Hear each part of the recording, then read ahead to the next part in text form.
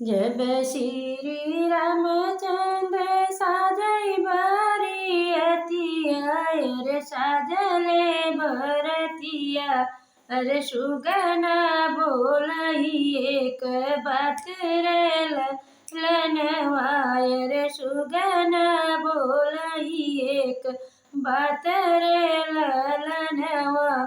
जब श्री रामचंद्र साजले बरतिया अरे साधले बरतिया अरे सुगना बोलही एक बात ललनवा अरे सुगना बोलही एक बात रे ललनवा।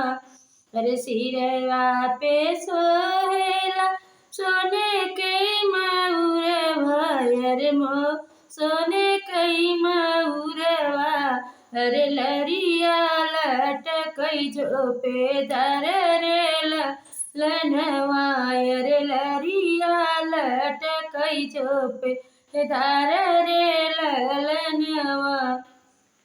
सिरवा पे सोहैयर सोने के मुकुटवा अरे सोने के मुकुटवा अरे लरिया सोहई झोपेदार रे ललनवा। मथवा पे सोहई अरे चंदन तिलकिया अरे मथवा पे सोहई चंदन तिलकिया अरे बरवा सोहई गुग रल रे ललनवा।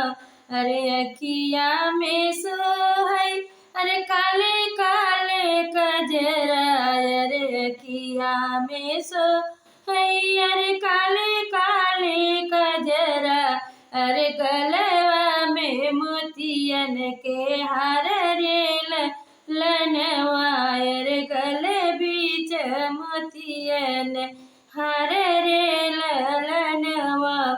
अरे गले बीच मोतियन हार रे ललनवा।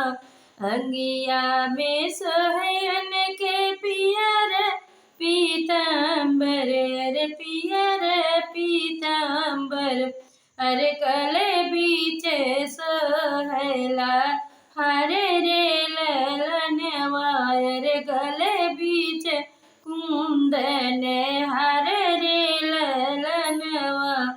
अरे गले बीच कुंदन हरे रे ललनवा।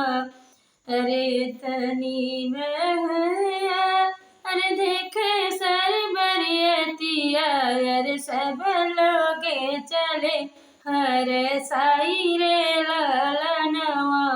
अब सब लोग चले हर साई रे ललनवा। अरे जाई हथवा में सोहई उनके राम के धनुषिया अरे राम के धनुषिया अरे हथवा में तिरिया हसोहई रे ललनवा अरे हाथ में तिरिया सोहई रे ललनवा। घोड़वा हथिया सोहई अरे दुअरवा के चरवा अरे दुअरवा के चरवा अरे घोड़वा सोहली नर रे ललनवा अरे घोड़वा सोहई रतनर रे ललनवा। अरे घोड़वा सोहई दुआरे चरी रे ललनवा। जाई बरतिया जनकपुरे पहुँचे जनकपुरे पहुँचे अरे सखी लोगे देथिनी गा